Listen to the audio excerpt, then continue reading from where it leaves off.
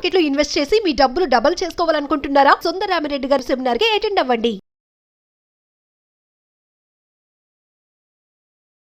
నమస్తే, welcome to Suman TV. Present మనతో పాటు ఉన్నారు సర్టిఫైడ్ వెల్త్ మేనేజర్ సుందరరామిరెడ్డి గారు. నమస్తే సార్. నమస్తే. Sir, gold and silver prices గురించి మాట్లాడుకుంటే అటు వార్ కంప్లీట్ అయిపోయిందని అనుకోవచ్చు.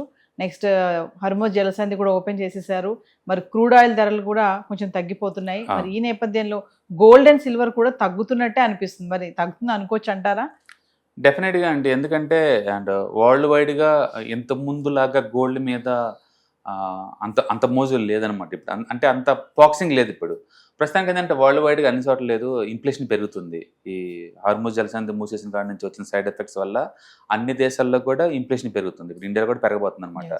అందుకని సెంట్రల్ బ్యాంక్స్ అన్నీ లేదు, ఇన్ఫ్లేషన్ ఎలా కంట్రోల్ చేయాలా అని తలబద్దలు కొట్టుకుంటాయి. అందుకని ఈ టైంలో గోల్డ్ ప్రైస్ కొని అంత ఉండలేదన్నమాట సెంట్రల్ బ్యాంక్ సైడ్ కూడా. అంటే కాబట్టి వాళ్ళు లిక్విడిటీ మీద ఫోకస్ ఎక్కువ చేస్తారు.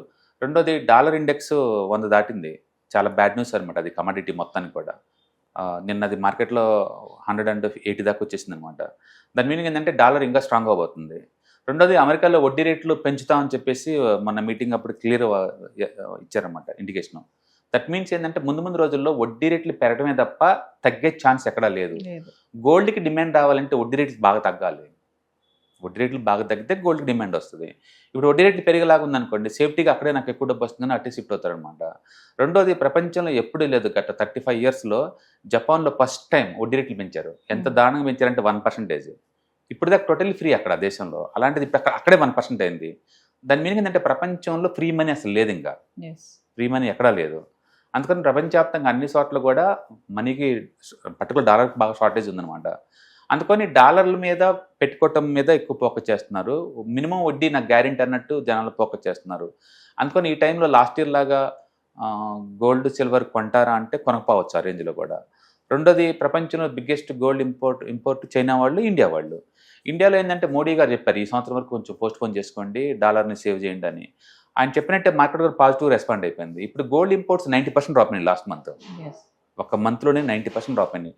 జనరల్గా 75 నుంచి 100 kgs వరకు ఇంపోర్ట్ చేసుకుంటా పర్ మంత్. అలాంటిది ఇప్పుడు 90% డ్రాప్ అయింది లాస్ట్ 1 monthలోనే. అంటే ఇండియాలో అంత రీసైక్లింగ్ ఎక్స్చేంజ్ మేళతో నడుతున్నాయి అనమాట అన్ని షాప్స్ అన్నీ కూడా. అందుకని క్లియర్ అనమాట. వరల్డ్ వైడ్గా చూసుకుంటే ఇండియా లాంటి పెద్ద కన్జ్యూమరే గోల్డ్ తగ్గించుకున్నారు. చైనా అయితే గోల్డ్ కొంటున్నారు. అండ్ ప్రపంచవ్యాప్తంగా అన్ని చోట్ల కూడా డాలర్ ఇండెక్స్ బలపడుతుంది కాబట్టి అందులో ఇన్వెస్ట్ చేసే వాళ్ళు ఎక్కువ అవుతున్నారు. కాబట్టి నెక్స్ట్ 6 months కూడా అండ్ గోల్డ్ రేట్లు పెరుగుతాయి అంటే చెప్పడం కష్టమే. అండ్ రీసెంట్గా ఇంటర్నేషనల్ బ్రోకర్స్ వాళ్ళు కూడా సిటీ కమోడిటీ డివిజన్ వాళ్ళు క్లియర్గా సెప్టెంబర్ దాకా గోల్డ్ రేట్లు బిలో $4,000 ఫర్ ఔన్స్ వచ్చే ఛాన్స్ ఎక్కువ ఉందన్నారు. అండ్ వాళ్ళు చెప్పినట్టే గోల్డ్ బాగా వాలటిలిటీ గ్రో అవుతుందన్నమాట. కాబట్టి ఈ ఇయర్ ఎండింగ్ కల్లా కూడా గోల్డ్ డెఫినెట్గా బిలో $4,000 ఫర్ ఔన్స్ వచ్చే ఛాన్స్ ఎక్కువ ఉంది. కాబట్టి గోల్డ్ పెరిగే దానికన్నా పడే ఛాన్స్ ఎక్కువ ఉంది. ఇప్పుడు లైవ్లో మన ఇండియాలో 24 carats గోల్డ్ అండ్ 1,50,000 దగ్గర నడుస్తుంది. మేబీ వరస్ట్ అనుకుంటే మేబీ 1,20,000 వచ్చే ఛాన్స్ ఎక్కువ ఉంది. ఆ టైంలో ద బెస్ట్ అనమాట కొనాలి అనుకున్న వాళ్ళకి. అండ్ ఏదైనా సరే ఇంత ముందు లాస్ట్ ఇయర్ ఉన్నంత మూమెంటం లేదు అండ్ అంత క్రేజీగా పోయే ఛాన్స్ లేదు. కాబట్టి గోల్డ్లో ఇన్వెస్ట్మెంట్ చేసే వాళ్ళు ఎస్ఐపి ఫార్మేట్లో పెట్టుకోవడం బెటర్ అనమాట. అంటే ఈ టైంలో గోల్డ్ కొనాలనుకునే వాళ్ళకి మంచి టైం అని అనుకోవచ్చు అంటే 6 months బ్యాక్తో పోల్చుకుంటే 25% డిస్కౌంట్లో ఉంది కదా, వాళ్ళు కొనుక్కోవచ్చు. అండ్ లాస్ట్ 6 months బ్యాక్ ఉన్న వాళ్ళకి 6% లాస్లో ఉన్నారు ఇంకా. బట్ 1 year బ్యాక్ కొంటే స్టిల్ 20% ప్రాఫిట్లో ఉన్నారు కదా, 25% దాకా ప్రాఫిట్లో ఉన్నారు లాస్ట్ 1 year బ్యాక్తో పోల్చుకుంటే. అండ్ కాబట్టి నెక్స్ట్ 6 months కూడా మార్కెట్ సైడ్ వే లేదా టువర్డ్స్ డౌన్ సైడ్ పోయే ఛాన్స్ ఎక్కువ ఉంది. ఏదైనా కానీ ఒక ఎసెట్లో మూమెంట్ మిస్ అయిపోతే దాన్ని ఎవరు పట్టించుకోరు అనమాట ఇంకా. కాబట్టి పెరిగేదానికన్నా కూడా పడేదానికి ఛాన్స్ ఎక్కువ ఉంది. అలాగని టూ మచ్ పడే ఛాన్స్ లేదు. But still long term point of లో టూ మచ్ బుల్లిష్, అందులో డౌట్ లేదు. లాంగ్ టర్మ్ లో బుల్లిష్, షార్ట్ టర్మ్ లో కొంచెం బేరిష్. వార్ అయిపోయింది అనుకోవచ్చా సార్? మళ్ళీ ఏమైనా స్టార్ట్ అవుతుంది? 60 days వరకు వాళ్ళు ఆపినట్టారండి అండ్ సైన్లు పెట్టేశారు. ఏదైనా సరే ఒక ఎసెట్ డ్రాప్ అవుతుందంటే మనకు వార్నింగ్ అనమాట.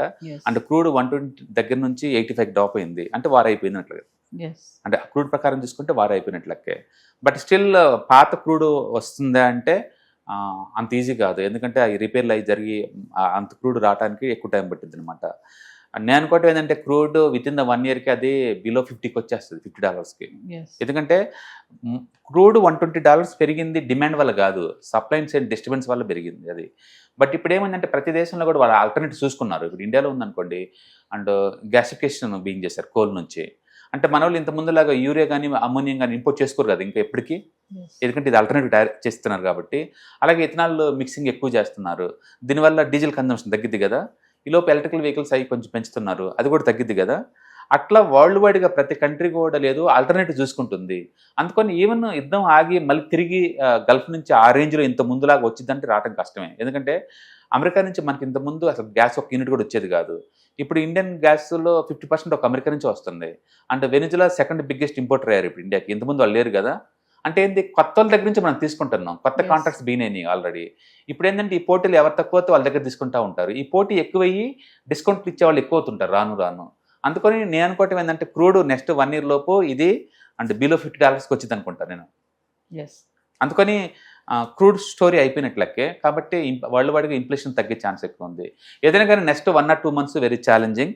అండ్ చూడాలి హార్మోన్ జలసంధి నుంచి ఎన్ని షిప్స్ వస్తాయి, ఎన్ని డంప్ చేసేసి మళ్ళీ మళ్ళీ పిక్ చేసుకుంటేనే దాన్ని బట్టి మనకు వస్తుంది. ఎస్ ప్లస్ ప్రొడక్షన్ పాత రేంజ్కి వచ్చిందో లేదో మనం చెక్ చేసుకోవాలి. అంటే పాత రేంజ్కి వచ్చిందనుకో ప్రొడక్షన్ డెఫినెట్గా నీకు వస్తుంది. ఎందుకంటే దీనివల్ల ఇప్పుడు రష్యా వాళ్ళు అండ్ అమెరికా వాళ్ళు వెనిజులా వాళ్ళు వీళ్ళు బాగుపడ్డారు రేట్లు మంచి రేట్ల మీద. ఇప్పుడు వాళ్ళ క్లయింట్స్ మళ్ళీ కొంత గల్ఫ్కి పోవాలి కదా, పోటీ ఎక్కువ అవుతుంది, డిస్కౌంట్ ఆఫర్స్ ఎక్కువ అవుతుంది, కాబట్టి రేట్ తగ్గే ఛాన్స్ ఎక్కువ ఉంది. కాబట్టి నేను అనుకోవటం ఏంటంటే and within the 2-3 months కల్లా బిలో 70కి, విత్ ఇన్ ద 1 year కల్లా బిలో 50కి వచ్చిందని నేను అనుకుంటున్నాను. Thank you. Hi, 1 day class room ఎన్విరాన్మెంట్లో ఆఫ్లైన్ వెబినార్ జరగబోతుంది.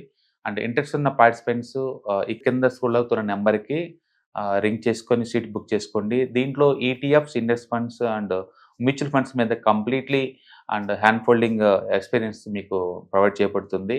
దీని ద్వారా ఏంటంటే మనం ఎసెట్స్ని స్టాక్ మార్కెట్లో ఎలా మేనేజ్ చేసుకోవాలి, ఎలా గ్రో చేసుకోవాలి, ఎలా ప్రొడక్ట్ చేసుకోవాలో అంటే ప్రాక్టికల్గా నేర్చుకుంటారు. కాబట్టి ఇంట్రెస్ట్ ఉన్న పార్టిసిపెంట్స్ కింద స్క్రోల్ అవుతున్న నెంబర్కి పింగ్ చేసి సీటు రిజర్వ్ చేసుకోండి. Thank you.